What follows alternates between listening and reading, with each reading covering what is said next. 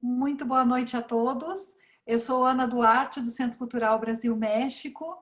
Hoje, dando continuidade às nossas conversas sobre cultura brasileira no espaço virtual do Centro Cultural, nós vamos receber a Necésio Pereira, que vai conversar conosco sobre teatro no Brasil. Então, eu gostaria de apresentar a Necésio. Ele é filósofo, dramaturgo e professor de português. Muito obrigada, Necésio, por ter aceito o nosso convite. É uma honra e um prazer para nós contar com a sua presença. A palavra é toda sua. Só lembrando que, com a dinâmica dessas conversas, nós vamos escutar a Necésio e depois, no final, quando ele termina, nós vamos abrir as perguntas. Então, mas vocês podem ir colocando os comentários e as perguntas no chat e eu depois resgato para passar para o palestrante. Necésio, a palavra é toda sua. Muito obrigada. Obrigado vocês. Olá para todos. Eu quero começar esse bate-papo primeiro agradecendo, os esforços dos Centros Culturais Brasil, México e Bolívia por essa oportunidade de falar, de pensar e de debater sobre um tema que é tão importante, que é o teatro, e no caso aqui o teatro no Brasil. Acho que a arte é essencial para entender o passado, para a gente discutir o presente e projetar um futuro, E isto é exatamente o que precisamos fazer nesse momento de retiro forçado, que a pandemia nos impõe. A minha tentativa aqui hoje é de não ser muito técnico na minha fala, mas dar uma introdução que a partir dela se pode ler os principais conceitos, os acontecimentos no teatro no Brasil. Eu quero dizer que eu estou aqui como dramaturgo e apreciador do teatro. Então, apesar de eu estar desde 2015 afastado do meio teatral, até mesmo como espectador, mas próximo e abraçado com o teatro como leitor de texto dramatúrgico sempre. É algo que me alimenta constantemente e é algo que, quando a gente gosta muito de uma coisa, você quer que outras pessoas conheçam, propague aquele gosto. Então, eu estou nessa posição aqui. Eu não quero ficar aqui centrado na minha produção dramatúrgica, nem na minha biografia, apesar de entender que uma apresentação nesse sentido é importante, e por isso eu vou compartilhar com vocês desde já qual que é o caminho que eu pretendo seguir com vocês durante essa apresentação, desse bate-papo e desse encontro. E encontro é a palavra-chave, que vai abrir mais adiante as portas de uma troca de ideia que eu pretendo propor. Vou começar falando um pouco de mim, na verdade, mais os meus processos de escrita do que de mim mesmo. Eu sou filósofo por formação e por vocação, e dramaturgo por sorte, por amor e por encontros bem-sucedidos. Fui encontrando pessoas que foram me transformando em dramaturgo, colegas que foram me convidando para escrever, que gostavam da maneira como eu escrevia, e quando eu vi, já estava. E como dramaturgo, eu quero falar rapidamente sobre o texto teatral, já que é o ponto que eu enfoco com a dramaturgia.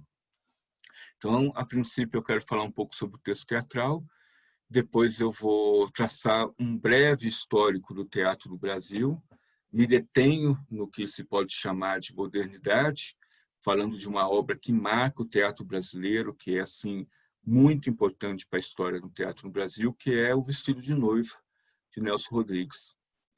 Eu também quero citar uma outra obra, que é do autor Dias Gomes, com uma peça que é pouco conhecida e montada, um texto pequenininho, chamado O Túnel, que eu acho que vale a pena falar sobre esse texto nesse momento.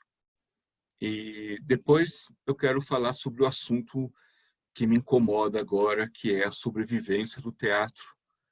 Vou falar sobre a sobrevivência do teatro ao longo das décadas que antecedem esse momento que a gente está vivendo, mas lembrando a vocês que meu enfoque é mais do que nada na dramaturgia, e nos processos estéticos até da dramaturgia que foram percorrendo esse caminho. E termino essa caminhada, essa andança aqui com um encontro com vocês que estão assistindo, que estão acompanhando, para a gente pensar junto o teatro feito agora, né, o teatro feito agora no Brasil, principalmente durante esse período de distanciamento social, né? Como é que está essa arte de se ressignificar os encontros, o encontro que é o teatro, e como é isso num campo virtual, né? Como é o encontro do teatro no campo virtual. Bem, tudo começou, né? Em 2005, eu estudava filosofia na Universidade Federal de Ouro Preto, e eu estava ali em meio a uma relação de amor e desconfiança com um filósofo que me alimenta até hoje, que é Wittgenstein. E eu recebi, então, a proposta de escrever uma obra, e os encontros com os amigos do curso de artes cênicas e direção teatral foi me enredando na produção de vários textos. E, terminada a faculdade, eu continuei na produção de textos, uma após outra, até que, quando eu me dei conta, eu já estava pagando as minhas contas escrevendo teatro, né, trabalhando profissionalmente numa produção bem intensa de vários tipos de obra, né? Algumas mais comerciais, outras mais experimentais, mas aí eu me dei conta de que, nossa, dramaturgo, né? Foi exatamente isso o processo, né? Eu tenho 15 peças escritas, e dessas 15 eu tenho 11 que já foram encenadas. E eu, como eu disse antes, não quero me demorar muito na minha biografia, então eu resolvi falar rapidamente do processo de escrita dessas 11 peças que foram encenadas e que ganharam corpo nestes corpos, né, dos atores, tantos atores que representaram essas peças. O processo de escrita dessas 11 peças, eu acho que eles podem ser resumidos em 3.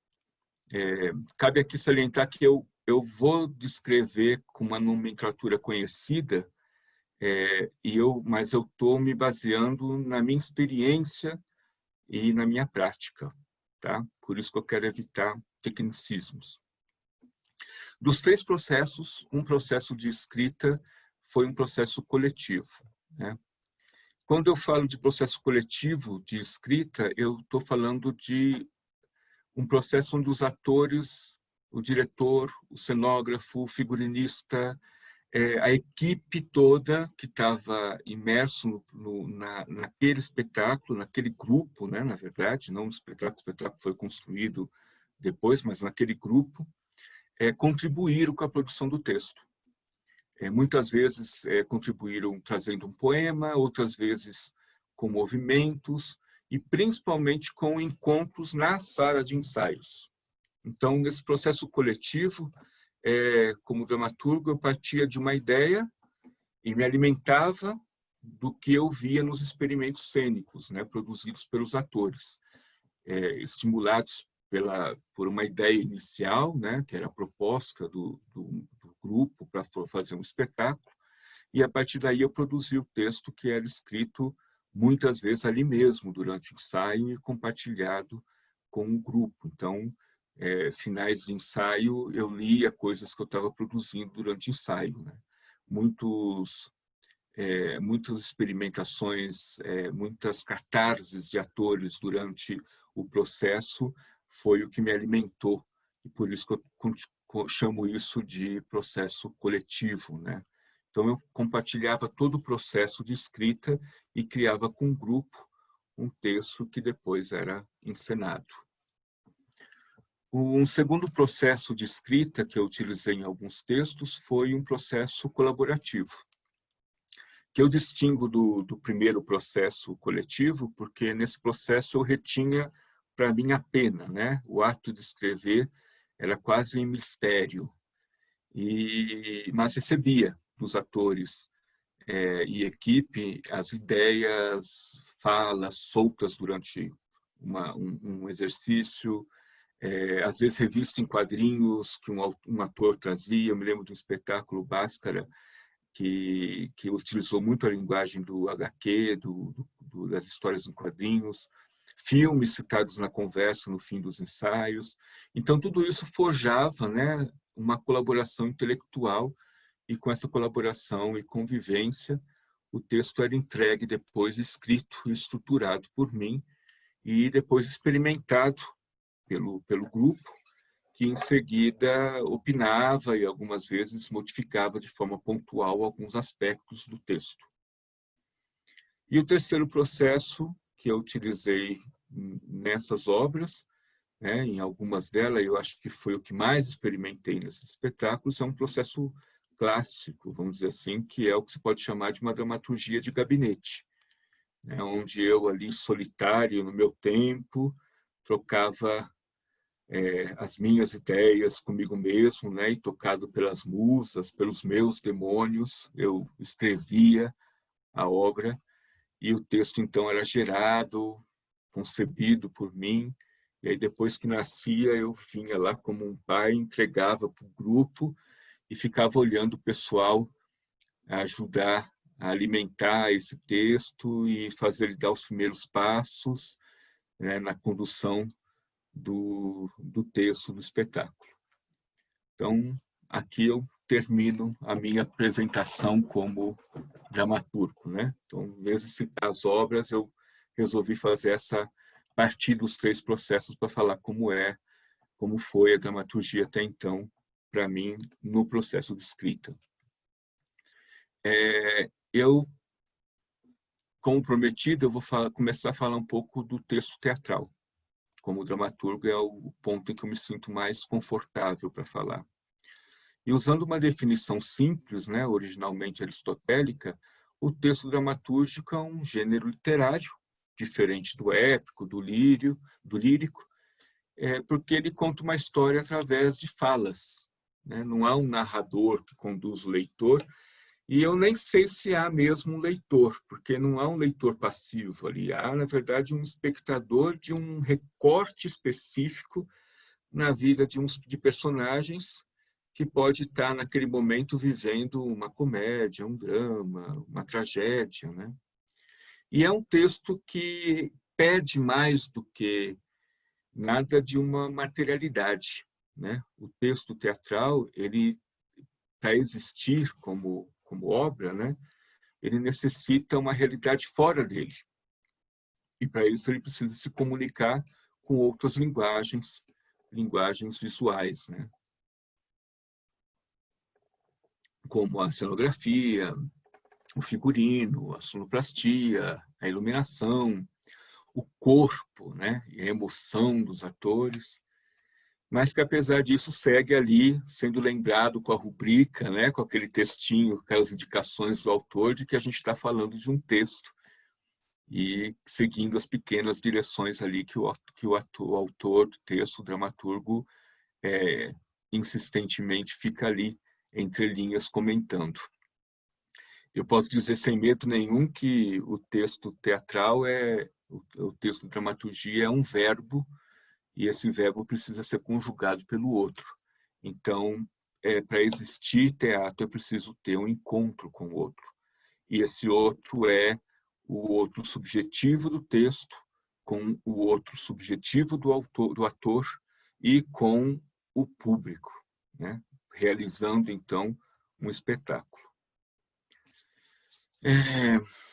Vou falar um pouco de teatro brasileiro, e às vezes eu vou falar teatro brasileiro, às vezes eu vou falar teatro no Brasil. E eu espero conseguir explicar por que eu estou utilizando essas duas nomenclaturas. Então, o teatro no Brasil, antes de seguir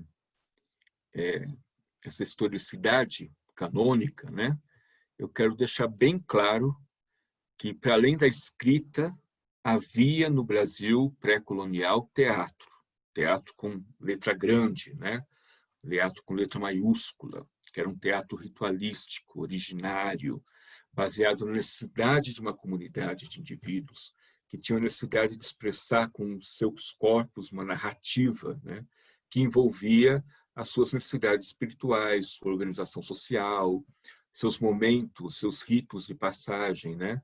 Nascer, brincar, amadurecer, envelhecer, morrer. E qualquer tipo de diminuição desse teatro é desrespeitosa. Mas, como eu havia dito que eu estou focando no texto como dramaturgo, então eu vou começar a contar a historinha aqui de forma breve, a partir do quinhentismo, com a chegada dos jesuítas no Brasil, que traziam de Portugal seus textos e os encenava para e com os indígenas, com uma intenção muito clara, né? Catequizar e estender a cultura portuguesa para as novas terras dominadas pela coroa, né? Colonizar a terra e colonizar mentes, indivíduos que ali estavam. Esse primeiro momento, ele é um momento de doutrinação, não só religiosa, mas também um modo de vida civilizado, né? E o teatro servia aí para educar, né? Os jesuítas nada mais eram do que educadores, e o teatro ali nada mais era do que um método pedagógico de educar ou civilizar aqueles grupos. O segundo momento do teatro no Brasil, ele vem com algo que marcou profundamente a história do Brasil, que foi a vinda do rei de Portugal e sua corte para a colônia, né? De uma hora para outra, o Brasil passou de colônia para uma colônia especial, né? Uma colônia em que o reino de Portugal, em que o rei de Portugal e sua corte estava ali. Então, ali no meio daquele calor tropical, estava os rei de Portugal e sua corte ali, vivendo, reproduzindo uma vida de reino, né? De aristocracia. Ele veio fugindo de Napoleão, Dom João VI, rei de Portugal, e trouxe a Europa para a colônia. E no meio do selvagem, né, da inóspita terra, ele acabou forçando o modo de vida europeu. Ele veio em 1808 e em 1810 ele fez um decreto exigindo que a audiência aristocrática tinha direito aos espetáculos de qualidade, o que significava naquele então um teatro nos moldes franceses, né? Aí surgiu a primeira companhia de teatro brasileira, e eu gostaria que vocês entendessem que na verdade é um teatro no Brasil, porque não é um teatro brasileiro, é um teatro brasileiro entre aspas, porque ainda não era nada mais que um teatro francês feito no Brasil.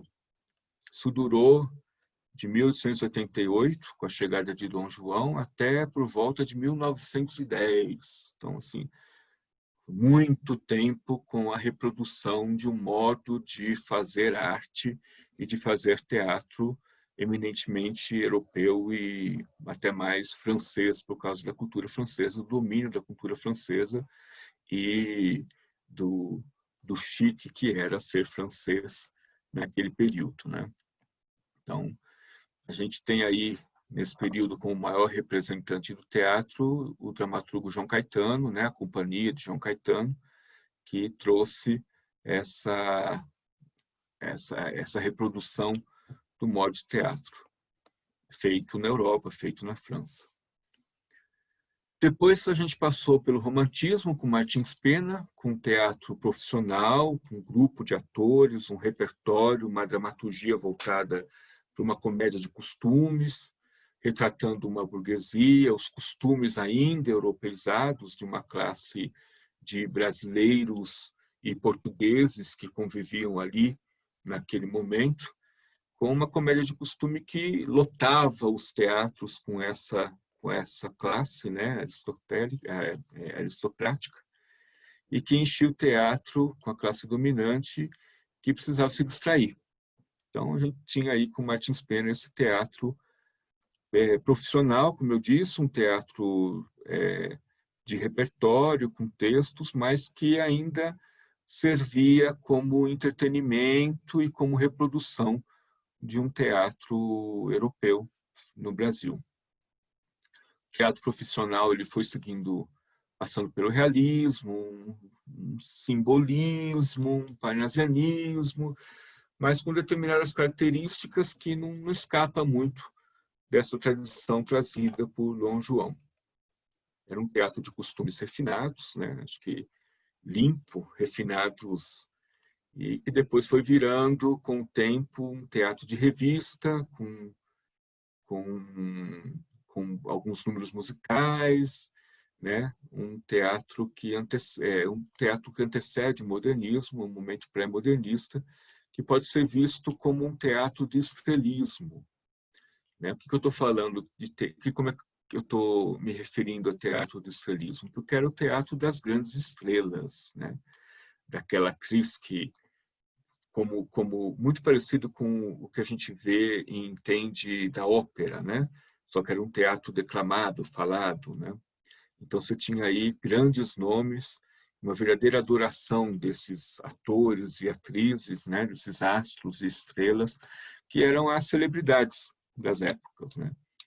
E que foi sendo levado assim o teatro praticamente até a década de 30 do século XX.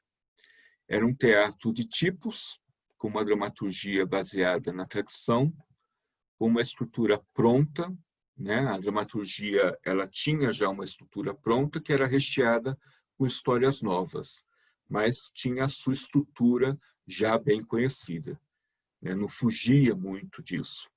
Tinha um teatro cômico de esquete e um teatro dramático, com donzelas apaixonadas e dificuldades para realizar esse amor, né? E eu posso dizer que é um teatro, uma dramaturgia de gênero neste momento.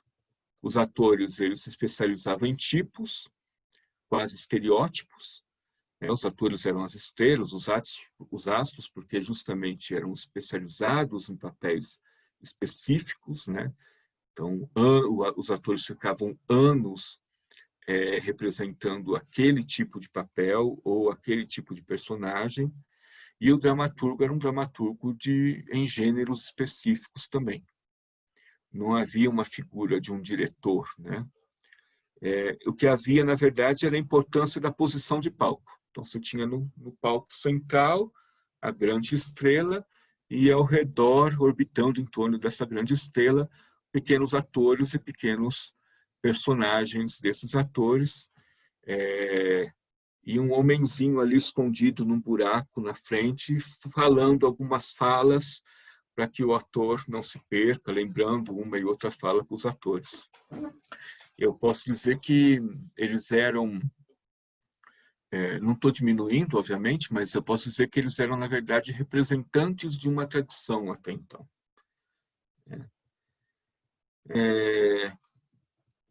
Vou parar um pouco esse recorrido histórico e falar de uma ruptura, entre aspas, que foi em 1933, que a gente tem aí O Rei da Vela, escrito por Oswald de Andrade, mas é uma ruptura, entre aspas, porque ele só foi encenado de verdade em 1967. Então, por isso, não pode ser, neste momento, considerado, de fato, uma quebra no teatro que tinha até então.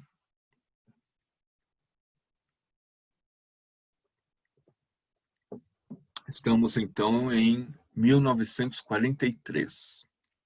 Eu vou falar do que, sim, é considerado um marco de quebra com a tradição, que é a obra Vestido de Noiva, do Nelson Rodrigues. Do ponto de vista da dramaturgia, nós temos um texto autoral, né? Não há nele nada que se pareça a uma estrutura anteriormente experimentada. O Nelson Rodrigues ele escreve um texto em que a história é contada e totalmente baseada na subjetividade. E o que mais impressiona é que nem é a subjetividade do autor. O autor dá voz à subjetividade de uma personagem, que é a Laíde, que é a personagem principal do Vestido de Noiva. Não é uma peça que conta uma história linear, é uma história que acontece em planos sobrepostos, né? Você tem o plano da realidade, o plano da alucinação, o plano da memória, e a Laíde, vou falar um pouco da história, tá? Para a gente entender como é que foi revolucionário o Vestido de Noiva. A Laíde ela é atropelada no plano da realidade, ela é socorrida, levada para o hospital, e durante uma cirurgia ela começa a alucinar. Então, aí você vê entre o plano da alucinação. E nessa alucinação aparece um personagem que é Madame Clessy, que é uma personagem que é dona de um bordel, que foi assassinada, e que muito tempo depois, na realidade, a casa onde funcionava esse bordel, esse prostíbulo, foi comprado pela família da Laíde.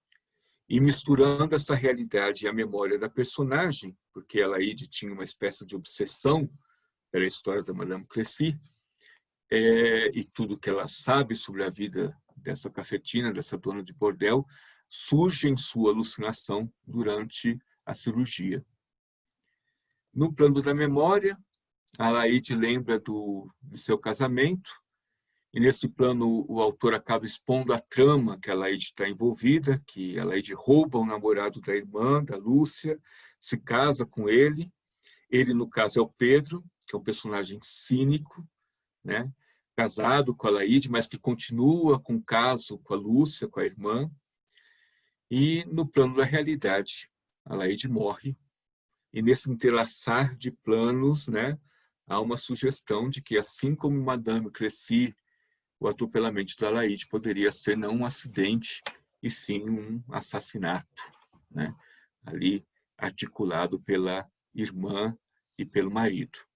E aí você tem assim coisas incríveis, porque, por exemplo, há momentos em que o plano da alucinação e da memória se misturam. Tem uma cena que a Laíde está no bordel, está na casa de Madame Crécy, e os homens que frequentam, todos os homens que frequentam esse lugar, têm o rosto do marido dela, né? E tem essa recorrência da imagem da mulher vestida de noiva. Ora no plano da alucinação, com uma mulher que depois a gente vai entender que é Madame Crécy. Depois, no campo da memória, quando ela se lembra do casamento dela e uma discussão com a irmã em que ela está vestida de noiva e a pessoa que discute com ela também se veste de noiva com um véu, e a gente vai entender depois que é uma discussão com a irmã. E, bem, eu estou aqui só ilustrando o enredo, né, para falar mais dessa história não linear, né, desses planos que ocorrem à história, e é com o objetivo de motivar vocês aí a ler a obra. Leiam, leiam, é muito mais interessante do que eu estou contando. Leiam, assim, é uma obra fácil acesso, você encontra fácil na internet, digita lá Vestido de Noiva de Nelson Rodrigues, leia a obra, perceba a complexidade e como que essa não linearidade é muito mais do que contar aqui, depois contar aqui, contar ali. Há uma mistura desses planos que é colocado. O que tem que nessa obra que marca a modernidade no teatro brasileiro vai além dessa narrativa que não é linear, né? E a originalidade do texto. É o fato de que o texto vem acompanhado de uma montagem baseada em uma vanguarda. Aconteceu uma sorte, um encontro, né? No começo eu falei que eu vou falar dos encontros, e teve um encontro que ajudou muito a marcar o Vestido de Noiva como um marco na história do teatro brasileiro, que é o encontro com Ziembinski. O Ziembinski é um artista polonês que estava fugindo da guerra e, por sorte, acabou caindo no Brasil. Ziembinski era um artista muito ativo nas vanguardas estéticas da época, e aí ele vê no texto do Nelson Rodrigues a oportunidade de trabalhar toda uma metodologia científica de recursos, de técnicas teatrais de um russo chamado Stanislavski, lá do final do século XIX. Então, esse encontro, né, fez com que essa peça, não só pelo texto em si, que guarda uma complexidade, uma não linearidade, uma sobreposição de planos na sua narrativa, mas também traz um dramaturgo autoral e um ator autoral. Ou seja, o ator ali, ele construía o personagem baseado na própria subjetividade, já não era uma reprodução de um tipo, né? Era, então, uma experiência de busca de se conectar com o texto através de si mesmo, através da sua subjetividade, do seu pensamento, da sua memória e até mesmo do seu corpo. Uma construção de personagem, né, que até então não havia no teatro. E isso também acontecia em outros campos, em outras linguagens dentro do espetáculo. no cenário feito por Santa Rosa, já não se usava, no vestido de noiva, já não se usava aqueles painéis pintados, né, que copiavam a realidade. Porque o teatro até então era assim, a situação passava numa sala, aí na coxia, assim, atrás da cortina, você tinha ali o desenho de uma sala, né, um painel que desenhava a sala, e ali aconteciam as coisas. Aí trocava de cenário, uma praça, tinha um painel com desenho de uma praça. Então, o Santa Rosa ele vem fazer um cenário que já não usava esses painéis, que era, na verdade, um cenário também autoral, que era também um cenário, mais do que cenário, uma arquitetura cênica, uma arquitetura simbólica, subjetiva, né, autoral, que ia de encontro com essa coisa autoral do texto do ator e dessa coisa subjetiva do texto do ator. E aí a iluminação, a mesma coisa. A iluminação reforça esses planos sobrepostos. A iluminação é um recurso narrativo, né, da memória, da alucinação, da realidade.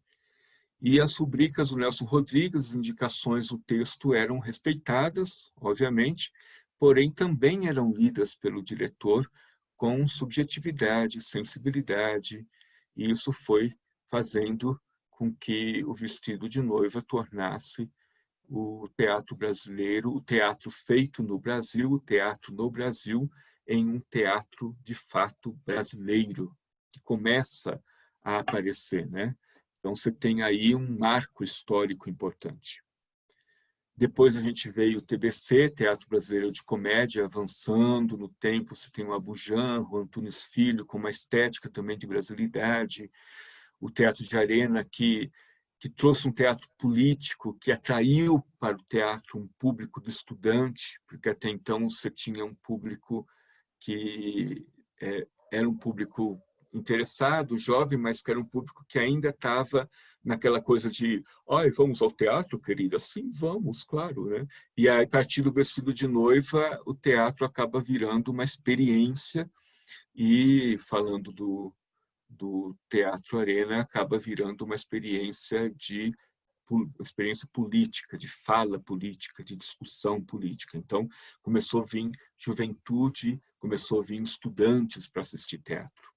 Aí temos teatro oficina, o teatro ritualístico do Zé Celso, que não dá para não falar sobre, né? E o teatro foi seguindo por caminhos de experimentações, sem nenhum compromisso com aquela tradição europeia, né? Era um teatro muito mais comprometido com fazer um novo teatro, um teatro pulsante, né? Original. E aí eu posso dizer, enfim, que era um teatro brasileiro.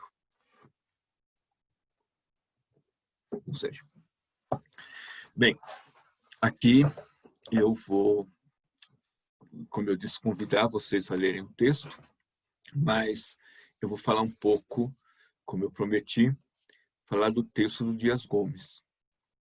É um ator que tem uma produção robusta para teatro, para televisão. Não vou falar da biografia do Dias Gomes, porque o que eu farei aqui é uma citação da obra quase de maneira desvinculada com tudo que eu disse até aqui.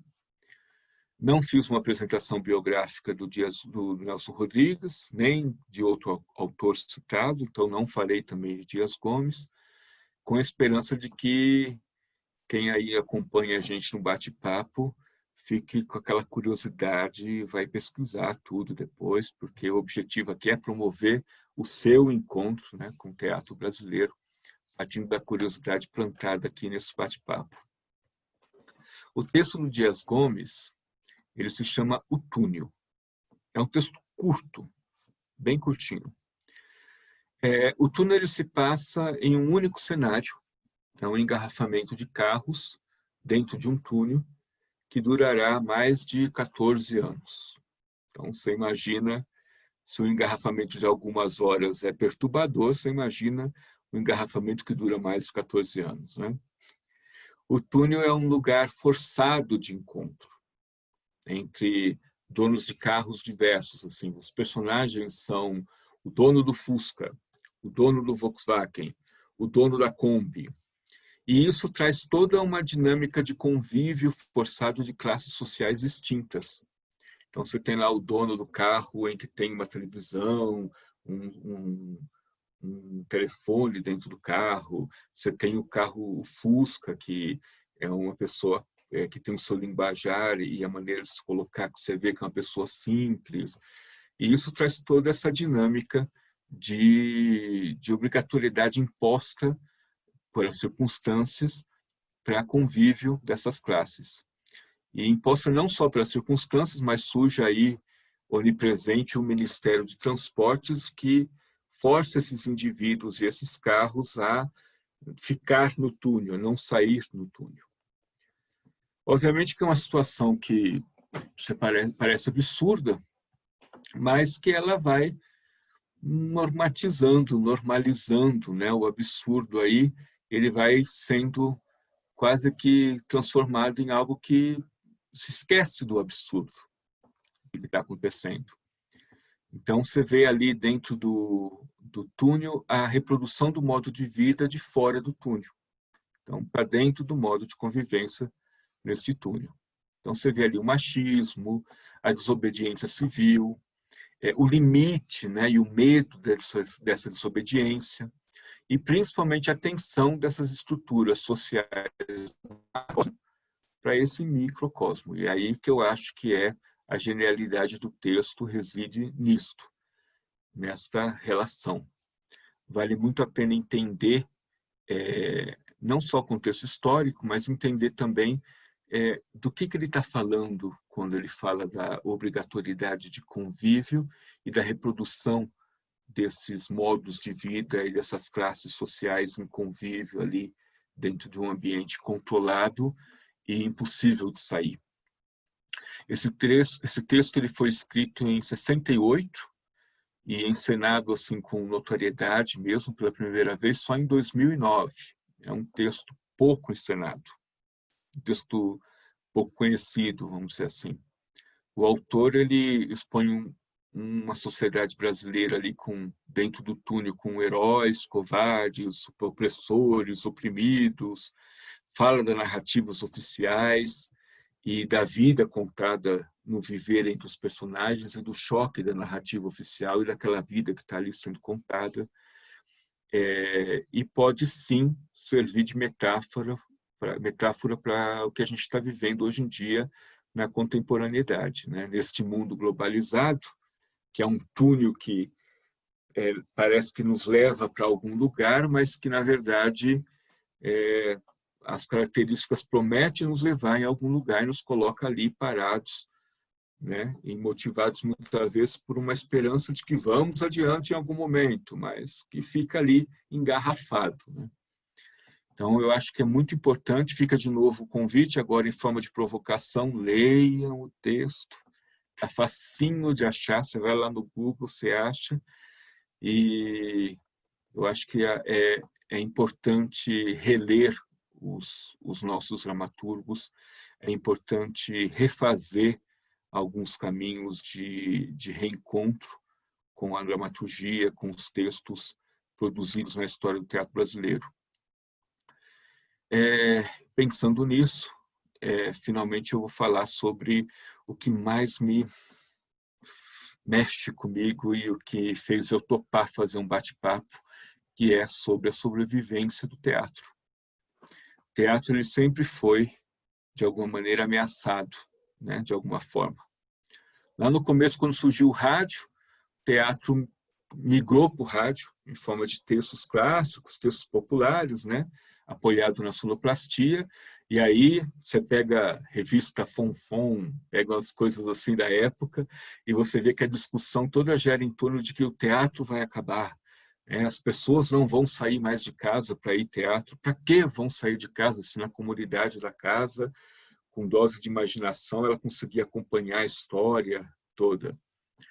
Mas é claro que, né, se provou um medo infundado, porque o teatro não é só o som, né, é a imagem, e o rádio aí não trazia o que talvez motivaria a presença do público nas salas de espetáculos, que é assistir, ver, né, ter contato com a imagem. Só que aí depois veio a televisão. E a televisão, sim, tem imagens, né? E aí o medo se o teatro sobreviveria a ela voltou, né? Será que o público vai se afastar, né? Será que a televisão é a morte do teatro? O teatro não morreu, mas o teatro adoeceu com a televisão, né? Ele não morreu com rádio, mas adoeceu com a TV. De fato, o público do teatro diminuiu muito e a população mais pobre, que na verdade nunca pôde pagar por um espetáculo, né? E aos poucos recebendo gratuitamente os textos teatrais, tendo contato com a arte de interpretar os grandes atores, né? Mas não desenvolveu o interesse de assistir teatro. Então, o interessante é que o teatro sobreviveu, mas o problema de público, e principalmente de formação de um novo público, chegou até aqui. Então, a gente fala lá do começo da TV, e hoje em dia a gente discute ainda sobre formação de público. A gente discute ainda como levar as pessoas para o teatro. E diante da televisão, diante do cinema, o teatro vira um entretenimento não tão atrativo. O Paulo Outram, certa vez, numa entrevista, ele disse que o teatro não estava ameaçando, não era ameaçado pela TV, mas ele era ameaçado pelos interesses econômicos que a TV representava. Ele disse que o teatro era a arte do ator, o cinema era a arte do diretor e a televisão era a arte do patrocinador. E nesse sentido que eu gostaria de falar da sobrevivência do teatro, com foco justamente naquilo que o Paulo Outram alertou, que é quem paga a produção de uma peça é dono dessa obra e pode nortear os princípios e agregar as ideias que conduz o teatro. O teatro como expressão autoral, subjetiva, né? Será que ele sobrevive aos interesses econômicos, aos interesses políticos? Pode um teatro que se propõe reflexivo e não apenas entretenimento sobreviver ao capitalismo e popularizar-se? Né? Não são questões diferentes do que a gente tinha algumas décadas atrás com a televisão. A gente ainda está neste ponto. Para responder essas perguntas, né, sobre esse sobreviver do teatro, acho que é necessário a gente entender como que uma obra de teatro acontece no mundo. Quais são as demandas de uma montagem, de um espetáculo. E quem paga por elas, e mais do que isso, qual que é o interesse de quem paga por isto. A grosso modo, na contemporaneidade, o teatro ele recebe investimento público do Estado, privado de empresas ou público-privado, né, em iniciativas governamentais de verbas baseadas na arrecadação de impostos de empresa. Então, a princípio, quando vemos a ação do Estado em alguns países, principalmente na Europa, vemos que o Estado tem como dever promover a cultura. Então, esse dever estabelece certos critérios artísticos e culturais que acabam permitindo o financiamento de obras de experimentação, de trabalhos preocupados em processos e em registros, né? Um teatro de pesquisa, um teatro de investigação, e não tanto em um produto para o público. Né? O Estado também alimenta a produção de vanguardas dentro de movimentos artísticos, alimenta a produção de um teatro crítico, até mesmo para o próprio Estado, que é quem financia, e tudo em nome da promoção da cultura do país. Esse seria um modo de manter o teatro sobrevivendo, né? O dinheiro do Estado preocupado com o seu dever de promover a cultura. Outro modo do Estado financiar o teatro é através de leis de incentivo fiscal. o que eu chamei lá atrás de parceria de Estado e empresa, né, público e privado, onde há uma captação de recurso feito por grupos teatrais que se especializam em produção. Então, os grupos teatrais eles se profissionalizam a tal ponto que se tornam uma espécie de uma pequena empresa e vão atrás desses investimentos, né? Alguém ali, um ator que não seja tanto de humanas, acaba assumindo a parte de contar o dinheiro, e aí os grupos vão se organizando, vão se tornando essa pequena empresa, buscando aí um financiamento do Estado com incentivo fiscal, então uma parceria entre Estado e empresa. Bem, a crítica desse modelo é gigante e vem de todos os lados, né? Mas eu vou ficar com a crítica feita pelo Aderbal Freire Filho, que diz que ele estranha muito como que um abate do imposto, né, como dinheiro público, se tornou gerido pelas empresas como uma espécie de verba de publicidade. Então, acaba colocando os interesses da marca da empresa acima do interesse público, acima do fomentar cultura, né, usando dinheiro público. Então, eu uso o dinheiro público para falar da minha empresa. Olha que maravilha, né? Então, essa é uma crítica. Eu pessoalmente foco neste ponto. Já trabalhei, como eu disse no começo, né? Vivi de teatro, trabalhei escrevendo, e aí eu percebo realmente que este é um problema maior do que todos os outros citados quando se fala de lei de incentivo fiscal. E outro modo, né, que este grupo teatral, que se torna uma pequena empresa, pode vender diretamente, pode ganhar dinheiro e fazer com que o teatro sobreviva. E quando eu falo teatro sobreviver, eu estou falando da prática teatral, da montagem, do espetáculo, que exige dinheiro, que exige pagar a cenografia, e são muitos profissionais envolvidos.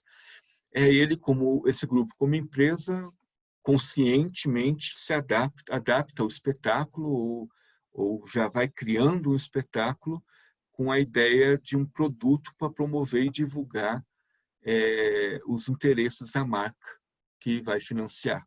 Então, eu tenho uma marca aí que quer comunicar, sei lá, o amor materno, uma marca de cosmético.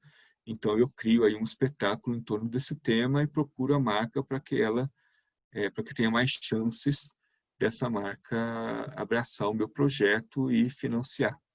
Então, eu vou forçando desde o embrião do espetáculo uma ideia já concebida para o mercado, deixando muito pouco um momento de experimentação e deixando de lado o caráter libertário da natureza, né, do teatro, do caráter marginal do teatro.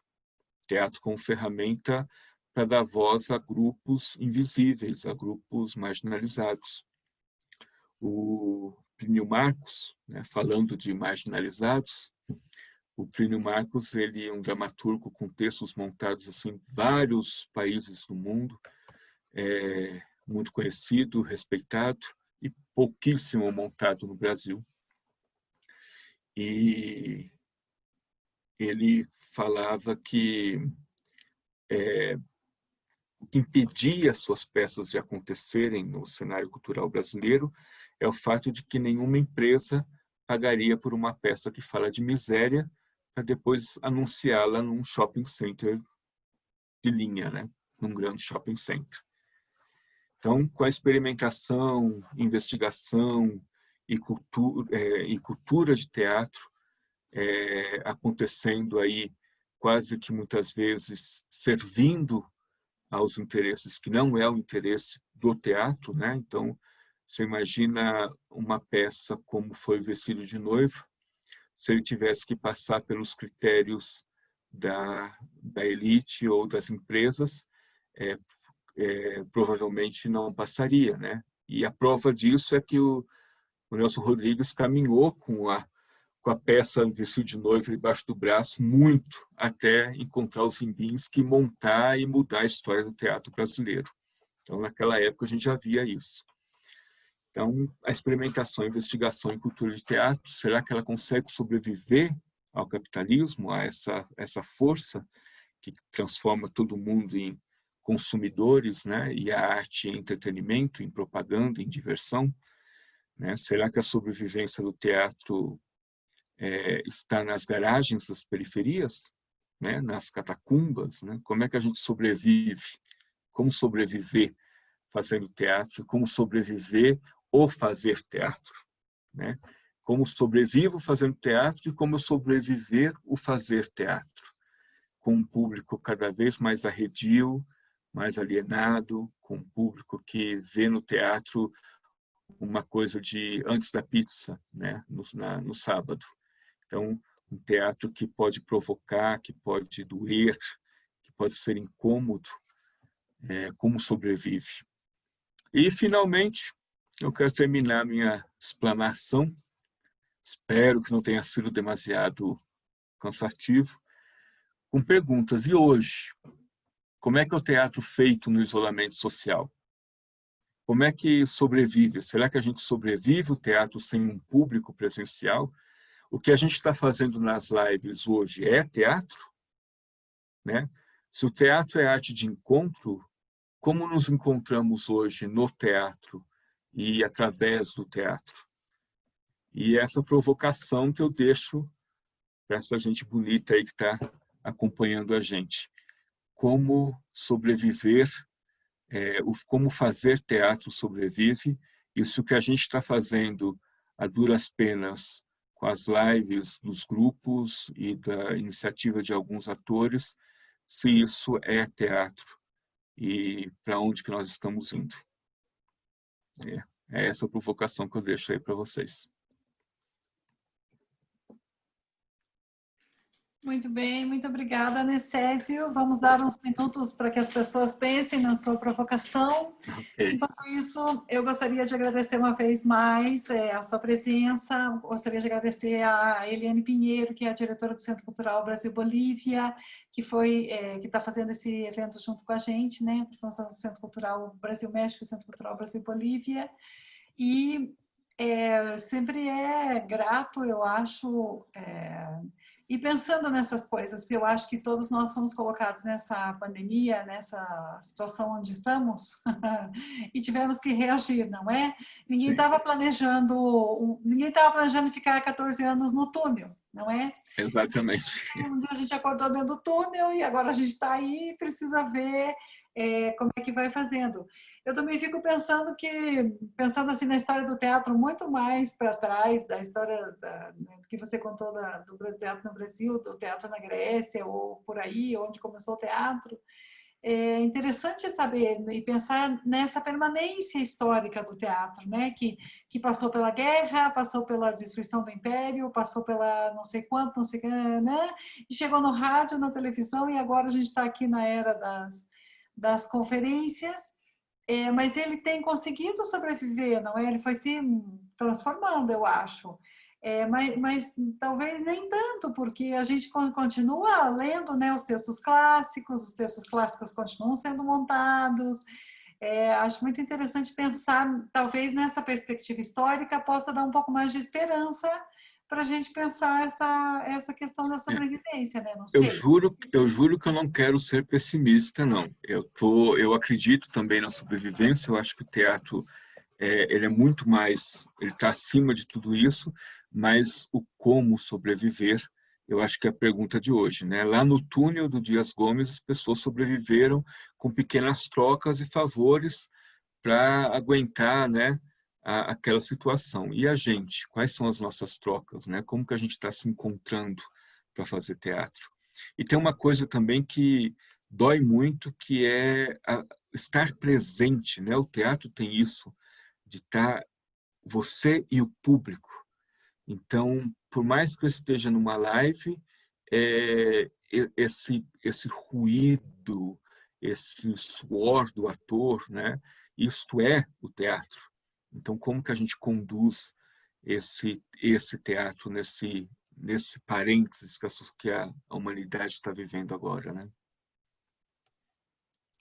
Pois é, eu fico pensando que tem dois comentários aqui, eu vou ler.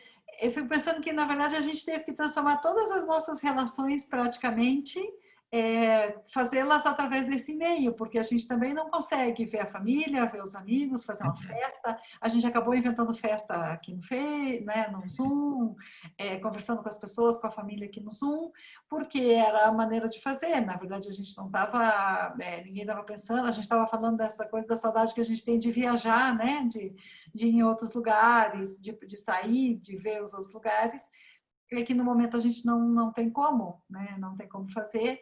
Mas eu acho que também, eu acho interessante pensar na velocidade com que as alternativas foram aparecendo. Não sei, as visitas guiadas no museu, claro que não é a mesma coisa, né? Porque essa coisa do teatro, como diz você, tem toda essa questão da energia, da coisa que flui entre o público e o ator, não é? Mas de todos os modos, a coisa vai andando bastante rápido, né? Eu vou ler aqui 2 comentários que a gente tem uma pergunta também. Enquanto as pessoas podem ir colocando essas perguntas aqui no chat. A gente está trazendo as perguntas do Face também. A Janice Drummond diz que o teatro não acaba, que a alma humana necessita personificar o seu drama. Estou querendo achar que ela está pensando que a gente vai encontrar uma maneira, né, de fazer Com isso. certeza. Uhum. Beijo, Janice. E a Dramática Hernandes diz que é claro que o teatro e as artes podem sobreviver, mas deveriam sobreviver. Acho que é uma coisa de trabalho coletivo, ela diz, Dramática Hernandes. Concordo E plenamente. Rafaela Flores diz que a situação infelizmente a situação é complexa. São as universidades que resgatam a essência dessa bela arte.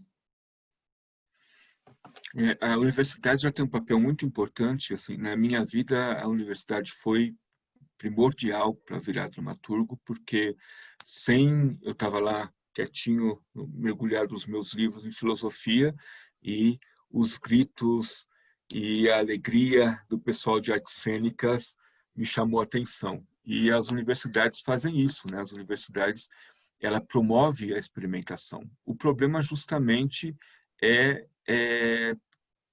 quem vai investir, né? As universidades públicas já não estão investindo muito, as universidades privadas têm interesses mais tecnicistas, em que a área de teatro não é prioridade, e as empresas querem vender seu peixe e transformam o teatro numa grande propaganda bonita e não incômoda.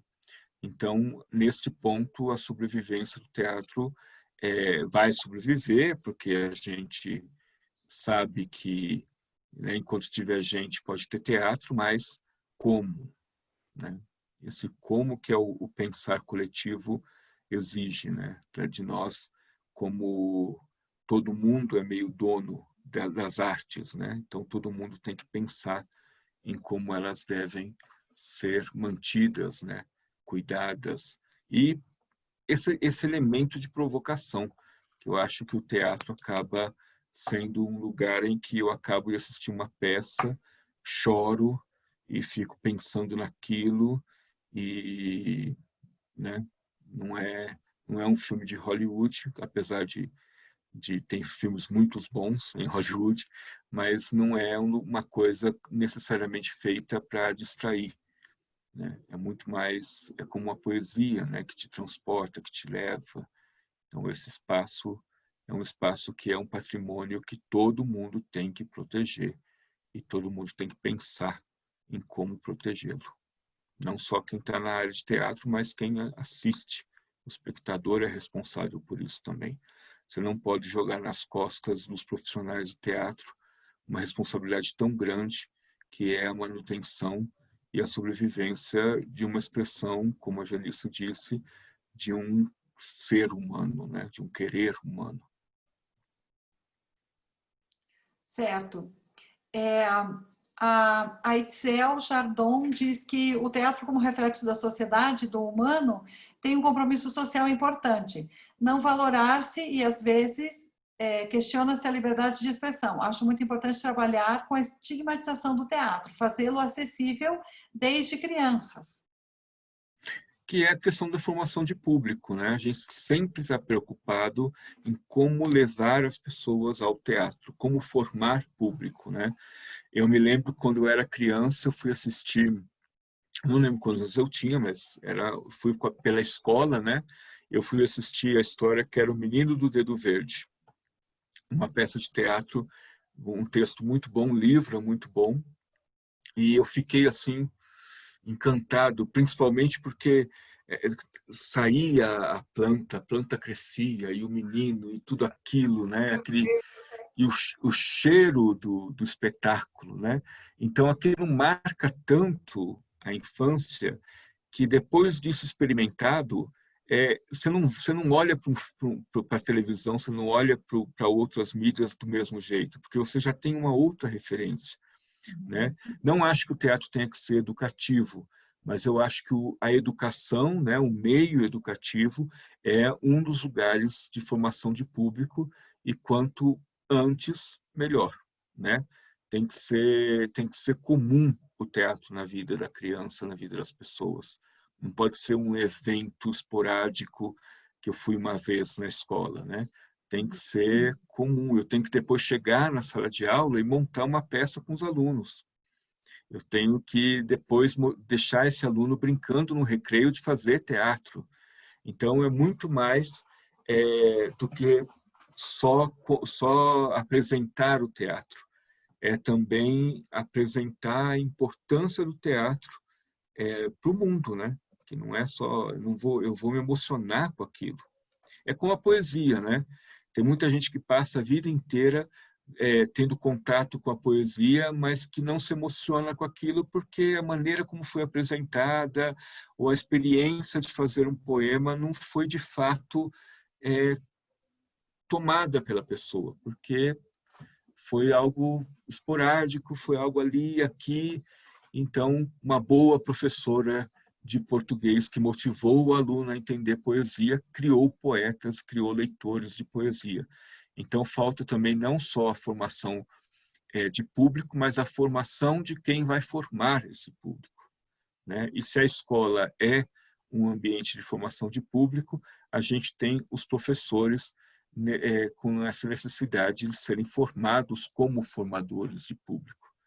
E é o que falta também. Exato. É o que a gente fala muito também com relação à questão de formação de leitores, não é? Como é que você vai formar leitores se os professores não são leitores? Como é que você vai formar um leitor não sendo leitor? É muito difícil é muito difícil um professor contagiar o gosto pelo teatro se ele não é uma pessoa que goste de teatro ou não entenda isso como algo importante, não é? Bom, o Tomás diz, o teatro sobreviveu à aparição da rádio e da TV, mas também ele se adaptou e teve alternativas como rádio-teatro e teleteatro. Acho que teatro, como arte de convívio, muta ao tipo de convívio que a gente tem. No caso de hoje, temos um tecnoconvívio. Sim. É um outro teatro, né? Outro teatro. Poderíamos imaginar que a saída desse túnel pandêmico, que na saída do túnel pandêmico teremos um renascimento teatral, se fazemos o possível para garantir uma sobrevivência digital, ele está perguntando. Se a gente sobrevive a esse coisa, a gente pode ter um renascimento do teatro lá no fim do túnel. Eu tive uma experiência há pouco tempo com amigas atrizes, né? A Mayra Goretti, a Maria Clara Teixeira, Romênia Reis, a Renata Dourado e a Georgiana Dantas. Nós nos reunimos numa live no Facebook e fizemos um trabalho de improvisação a partir de um tema que era Eu Acho Que Vou Morrer. Esse era o tema. E a gente tinha momentos durante essa live em que a gente tinha uma performance, uma ação performática, né?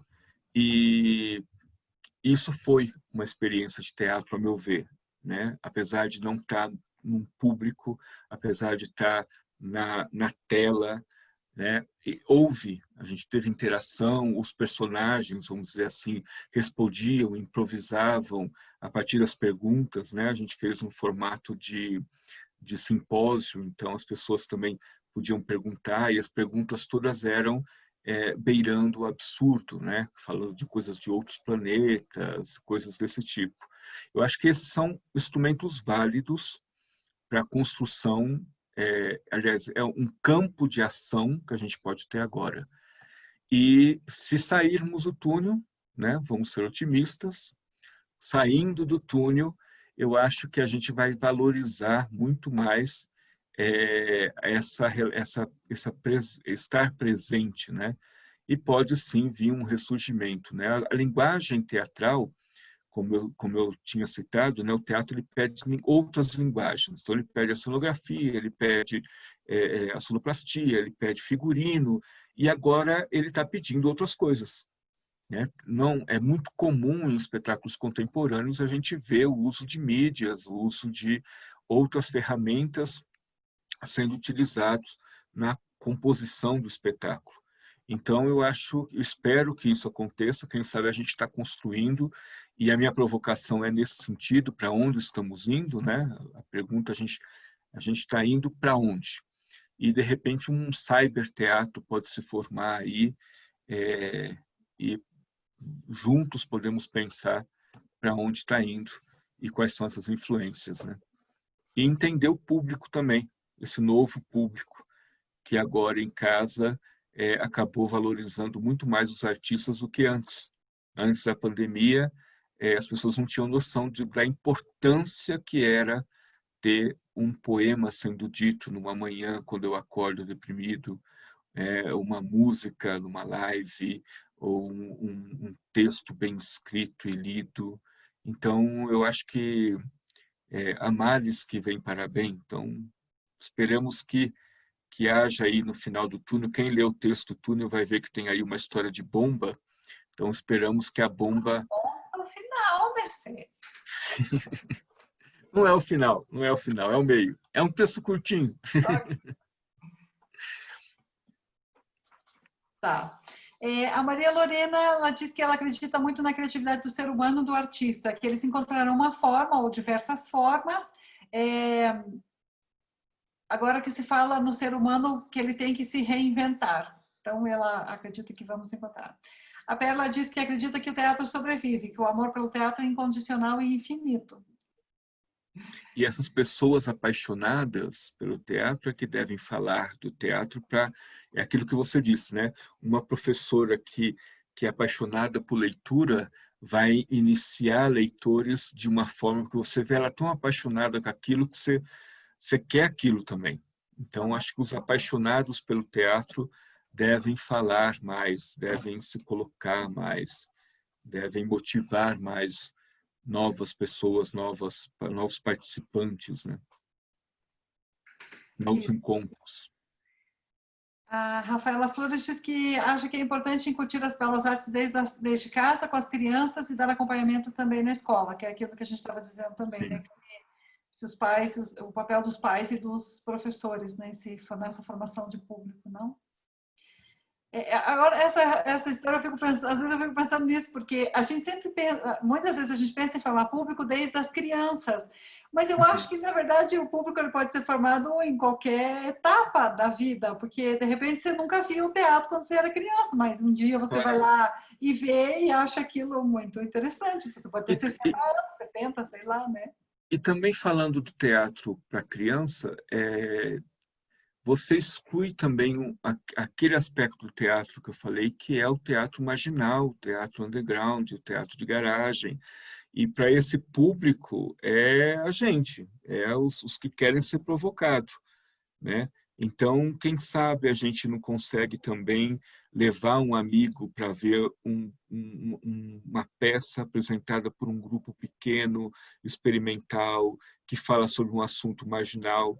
Se a gente falar do Plínio Marcos, por exemplo, ele tem uma peça, eu não me lembro o nome, eu acho que é Mancha Negra a peça, que se passa numa prisão, uma cadeia de mulheres, mulheres com AIDS, e que fazem um plano de como levar a doença até a alta burguesia, com uma espécie de revolução através da doença, né? Ou seja, esse é um tipo de espetáculo extremamente provocador, né? Que dificilmente vai conseguir uma empresa que patrocine, né? Que empresa vai querer ser associada a isso? Nenhuma. E que dá voz a um grupo marginalizado, que são mulheres presidiárias aidéticas. Então, esse espaço de teatro, ele não pode ser esquecido, né? Essas vozes devem ser ouvidas. E o teatro é uma ferramenta de ouvir as vozes marginalizadas.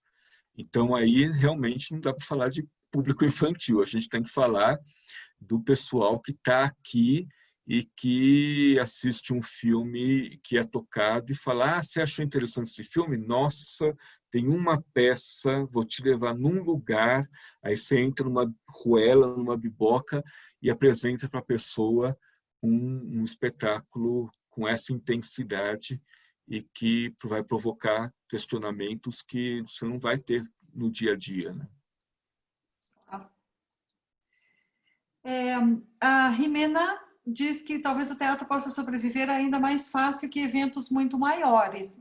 O teatro tem um público menor e isso pode ser uma opção para voltar aos encontros pessoais. Porém, eu acho que as lives e os eventos online sejam teatro, esse é um gênero novo e diferente. Que é aquilo que a gente falou de caminhar, de repente, para um cyberteatro, um teatro virtual, né? Não é? Mas esses pequenos teatros aí eu falo, né?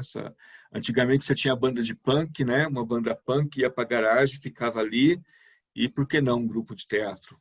Você junta ali. Então, aqui no México estava de moda, até o ano passado, uma coisa chamada microteatro, que era isso, era um casarão que tinha umas salinhas, em cada salinha era uma obra, de 15 minutos, uma obra curtinha. E você entrava lá no meio do cenário, no meio do que tinha que entrar, e eram, sei lá, 10 pessoas, 15 pessoas, e aí você ia vendo o que você fizesse. E era um nível de participação muito, muito interessante, né? Que também requer um outro tipo de preparação do público para você estar lá no meio do cenário. Mas era uma experiência interessante, né? E aí vem sempre um questionamento assim de como profissional de teatro que fui, né, que vivendo do trabalho, aí a gente se pergunta: e esses atores conseguem pagar as contas dele fazendo esse microteatro, né? Porque o risco de sobrevivência do teatro não está só no conceito de teatro. O risco de sobrevivência do teatro está no que o fazer teatro acaba sendo mais uma coisa como heróica, né? E não é isso que a gente quer. A gente quer que o fazer teatro seja uma das artes e uma profissão, um trabalho, uma ação respeitável de igual para igual, como ser professor, ser médico, enfim. Então, cabe aí também se perguntar assim, se essa estratégia faz com que o teatro sobreviva, mas se essa estratégia faz com que o ator sobreviva. Teria que conversar com os atores para ver como é que eles... Na maioria, eles se queixam muito, porque realmente é bem difícil. É muito difícil viver de teatro, né? Eu acho que eles devem fazer várias peças ao mesmo tempo e várias Claro. coisas assim para poder fazer. Eu não sei, eu fico pensando também nisso, quando você diz isso, né, dessa dicotomia entre a questão de você ter que sobreviver e de você ter a liberdade de expressão, porque onde é que você vai, como é que você vai conseguir produzir uma peça, uma obra que tenha leve uma pergunta, um questionamento, ou que faça as pessoas pensarem sobre determinadas coisas, se não é né, para montar a peça, para fazer tudo com o patrocínio do Estado ou o patrocínio das empresas. Como é que você faz para equilibrar essa questão de você conseguir dizer o que você quer dizer, as coisas que te provocam, que te incomodam, que se você considera como dramaturgo que é importante para a sociedade pensar sobre essas coisas, e conseguir recursos para montar essas obras? Eu acho que aí entraria o Estado como entendendo que o dever dele é manter essas obras acontecendo, porque são expressões artísticas, culturais importantes, né? O Estado aí ele teria que ter o papel daquele que cumpre o dever de fazer a arte sobreviver, né? De fazer aquele aspecto da cultura seguir adiante, porque um Estado, não estou falando de governo, não estou falando de partido, não estou falando de quem está temporariamente no Estado, mas aquele que salvaguarda os interesses públicos. E nada mais interessante né? Nada mais interesse do público do que as manifestações artísticas ao longo do tempo. Então, é dever também do Estado. Acho que a gente acaba exigindo muito pouco o cumprimento desse dever e tomando para si uma responsabilidade que deveria ser do, do grupo, né? Da sociedade, né? E o Estado aí representa a sociedade. Tá certo. O José Penhalosa tem uma pergunta, ele diz que quando estudamos teatro da América Latina no México, estudamos muito pouco sobre a dramaturgia e o teatro brasileiro, apenas falamos sobre Augusto Boal e o teatro do oprimido. Uhum. Você acha que o teatro brasileiro contemporâneo ainda tem influência desse teatro? Tem, com certeza. Tem sim. E nós estudamos muito pouco o teatro do México, assim. Então, não se sinta mal com isso, porque no Brasil a gente tem muito pouco contato com a cultura latino-americana, assim. Somos latino-americanos, mas nos perdemos aí de algum modo e conhecemos muito pouco. Mas sim, eu acho que é vivo ainda o teatro oprimido, ele tá vivo, constante e a duras penas como um teatro dos oprimidos, né? Em geral.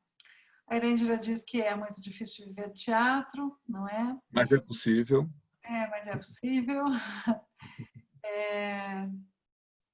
A Dramática Hernandes diz lá no Face que temos que sobreviver de teatro, temos que fazer um monte de coisa a mais para poder viver dele, né? Isso é uma realidade, diz Erendira.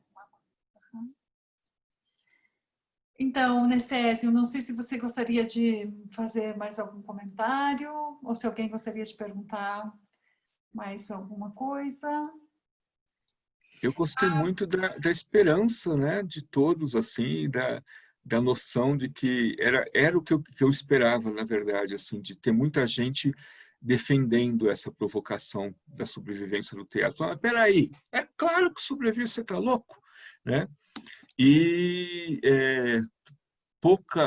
pouco se tocou no assunto dos patrocínios e dessa questão financeira que é tão importante porque é tão caro montar um espetáculo, exige tanta gente e vale a pena, né, cada um consigo mesmo, ou principalmente com grupos de amigos numa live, né? Vamos fazer uma live para tomar uma cerveja, conversar e pensar um pouco nessa questão assim de que quem está pagando os grandes espetáculos, né? Isso é importante, porque quem está pagando não está simplesmente doando filantropicamente o dinheiro para uma questão cultural e social. Quem está pagando está usando essa ferramenta como propaganda da própria marca, né, da empresa. E aí a gente,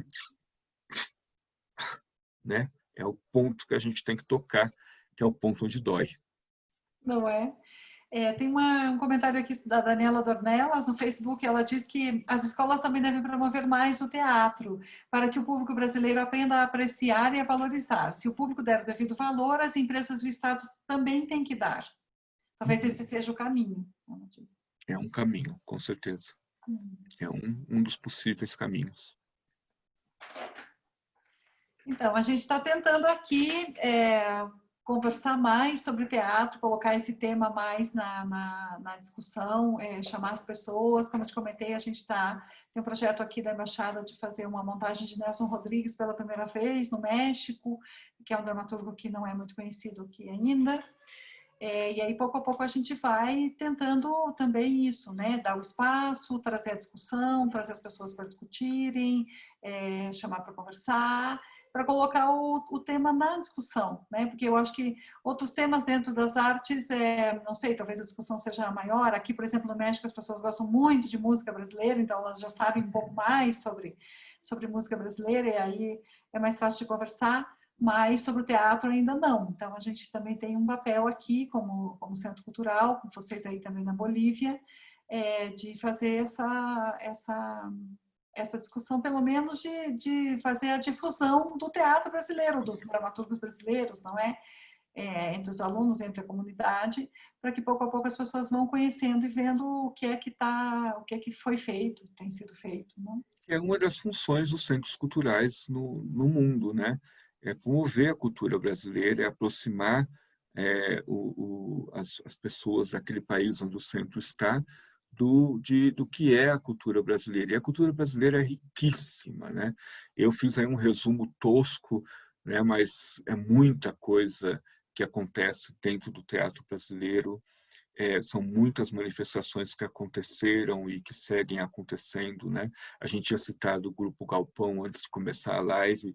Então, assim, a gente tem muita coisa acontecendo no teatro e poder falar sobre isso, atrair olhares para isso, cumprir uma função do centro, né, cultural. E foi nesse sentido que o Centro Cultural Brasil-Bolívia abraçou a proposta do Centro Cultural Brasil-México, porque faz parte da nossa função fazer isso. Não é? Então nós vamos agradecer mais uma vez ao Centro Cultural Brasil Bolívia pela acolhida da proposta, pela colaboração, a você, Necésio Pereira, pelo seu tempo, pela sua disposição. Você já viu que o teatro não, dependendo da nossa live aqui, o teatro não vai morrer.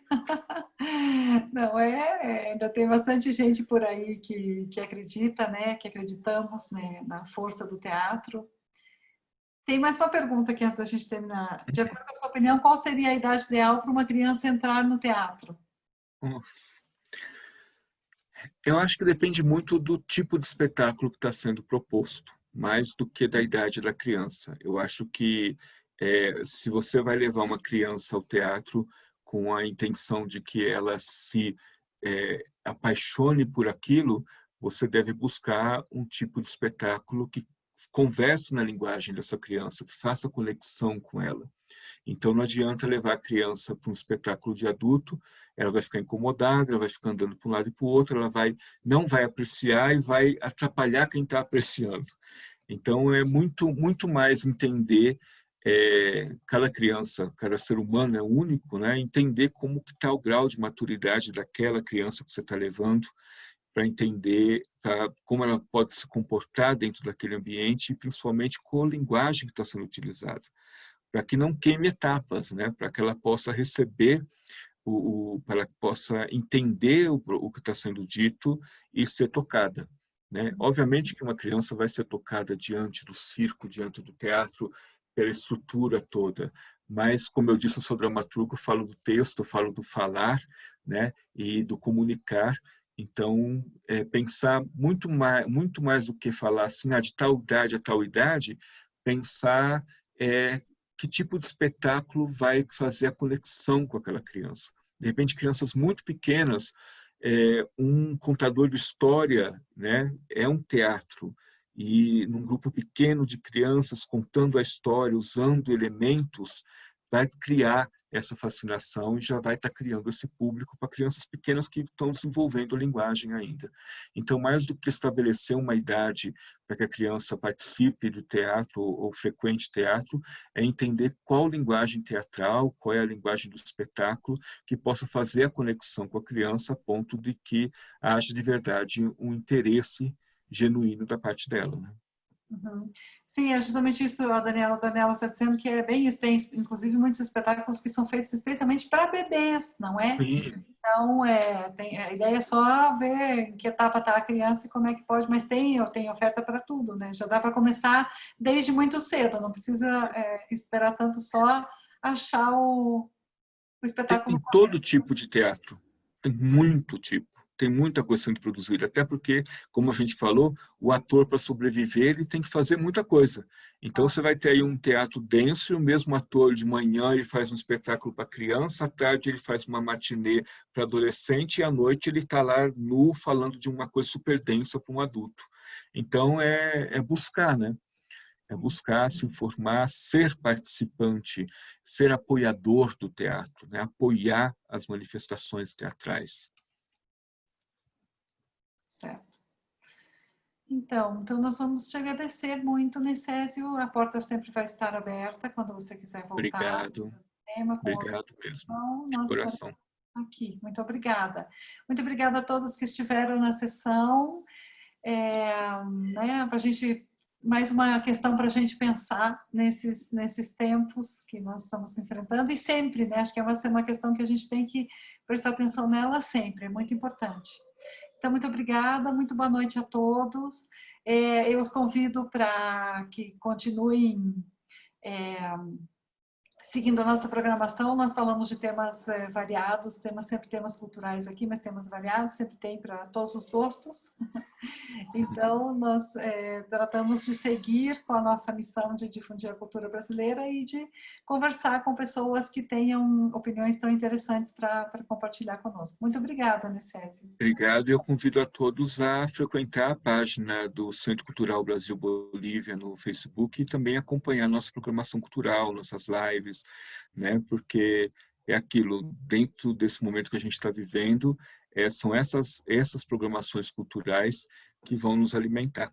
E muito obrigado pelo convite, foi realmente uma felicidade estar começando isso, porque eu acredito que vai vir muito mais assunto de teatro aqui nesse espaço, né?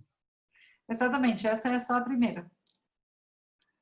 Muito obrigada, então, a todos. Muito boa noite.